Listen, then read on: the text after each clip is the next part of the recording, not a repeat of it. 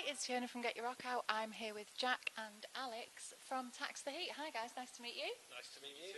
Good, and we're here in the bowels of the Ritz. We are indeed. On the last night of your tour. How's it been? It's been absolutely amazing. Yeah, it's been great. Really good. They've been, the Virgin Marys have been like, just really humble and really supportive, getting us on board with this as well. So, yeah, the crowds have been great, and I think ending here at this legendary place is going to be pretty amazing, to be honest. But yeah, it's been great. Yeah, it's the Virgin Mary's largest headline gig, isn't it, tonight? Yeah, we've just done sound check, and yeah, it was pretty nice to get to play on that big stage up there, and I'm sure it's going to be. We've heard it's going to be pretty packed tonight, so I'm sure it's going to be a pretty good one. It's the biggest venue that you've played then. It's not the biggest we've played on this run. It is on these runner dates, and like you really appreciate these kind of shows where because like the first three were sort of club shows, so they're like 200 to 300, which are amazing, and people like in your face, and it's great. There's something really cool about those kind of shows. But then when you get somewhere like here, and it's like a bigger thing, and you've got like bigger monitors, and you can hear everything better, and it's just like. I don't know, I wouldn't say it's like a better experience, but you really appreciate it as well. It's cool. Have you got to step it up a little bit then, something like this, or do you do that anyway? We do that anyway. We always try and give it 110%. We're just really appreciative to be getting to go out on tour and play our music to people that seem to be getting pretty into it. So yeah, we're always putting on our best show, I guess you can say, because that's all we know how to do. That's fantastic. And you've played quite a few dates, haven't you? What date number is this on this tour then? I don't even know. I didn't count them up, but when I looked at the poster, it seemed to be bam, bam, bam, It's only been a few with the Virgin Marys on this tour. There's only been a few, but yeah, it feels like we've been out for quite a while because we've done a few other kind of support slots on tour this summer. So we did Black Star Riders tour, and then we went on to tour with the Gravel Tones, which were both great, and they've all kind of there hasn't been much separation in between any of those, so it's kind of rolling on, and we've done some festivals in between. It's been amazing. We've had a great summer and got to play lots of shows, which is what we like to do. So yeah, including those festivals that I like from the start of what we were calling the summer tour. I don't even know like where we're at. It's just been fairly constant, and which is great, which is exactly what we wanted to do at the start of the year. The whole sort of game plan was let's just get out as much as we can, and it's been exactly that really. You've got your debut EP out, haven't you? When did that come out? That came out at the end of last year, and it's been growing since. We did it with Chris Goss, who did all the Queens of the Stone Age stuff. And he was part of a film that Dave Grohl did called Sound City.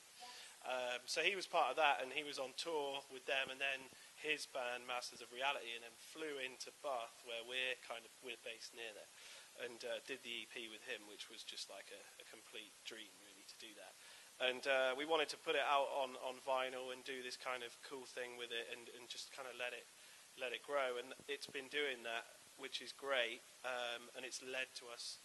We did a single called Fed to the Lions that came out in the spring, and we've just done another single, but that's not off the EP, called Highway Home, and that's out this week to tie in with these dates as well. So yeah, everything's sort of building up to the right place, and we want to get cracking on the album, the first album. We've got plenty of material ready to go. We're just looking at ways of doing it, and loads of people are talking about how it's going to be done, who we're going to do it with, but we want to do it with Chris, who we did the first stuff with, really. Yeah. So you worked together really well then? Yeah, it was amazing, and he was like, when we started the band, and our management said, who's the guy that you would love to produce this band? We put Chris Goss at the top of the pile, and didn't really ever expect to be working with him, and they sent him some stuff, and he was like straight away sent back saying, I want to work with these guys, and we were sort of blown away. And then to find out he was flying into our town to do it was pretty mental. So yeah, the kind of the ultimate goal is to go over to the desert where he's based and do this record if we can get it all together. Wow. Yeah. Very cool. So you're looking for, have you got any time frame on that, or is that just No, we don't really. I think there's a lot of things to do with it that are out of our hands. Everybody's really busy. We've got some tours coming up. Chris has got lots of work coming up, so it's one of those things. It's just trying to fit everything into a schedule, but everyone wants to get working on it as soon as we can. So hopefully, I don't think it's going to be something which is this year, but hopefully fairly soon next year. I think would be a good guess. Yeah, yeah.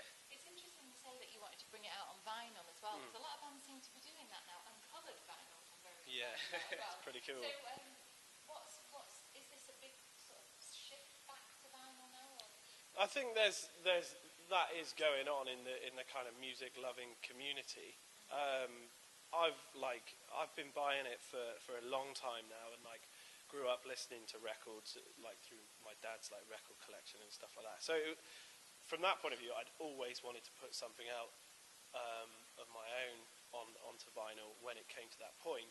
But for the nature of this band, taking influence from some of the stuff that we have done from the late 60s stuff, early 70s, and there was a way that those records sounded on vinyl that really captured an energy that's kind of absent in a lot of modern recordings as well. So we wanted to try and get as close to that as we could with this first thing, and really give it a go. So on one side it was feeding your kind of your goals of doing it, but the other thing was this would be perfect for what we're doing here as well. Absolutely, yeah. You talk about feeding your goals. Anybody can make a CD, really, can't they? You can make a CD of you just talking, but not everybody can actually make that. So having something that's vinyl that is yours. Essentially, that's really what we wanted to do, is get something so that we could see our logo in the middle of the wax. That's pretty get to put it on the turntable. That was a goal of ours, and we listened to vinyl. It just seemed like the right thing to do for us, and everything sounds better on vinyl. So. Absolutely, there's so much more. What's the word? Not drama. You've got to have a little routine. Sure, haven't you? It makes it a kind of an experience rather than just chucking on. You have to pay attention to it, and you get a lot more warmth from the vinyl. And it's really worthwhile thing, I think. So Fantastic. Well, I look forward to that coming out, and I'm really looking forward to seeing your sets now. Because I've heard really good things, and this venue is awesome. Yeah, we're looking forward to it too. Yeah, definitely. It'll be cool.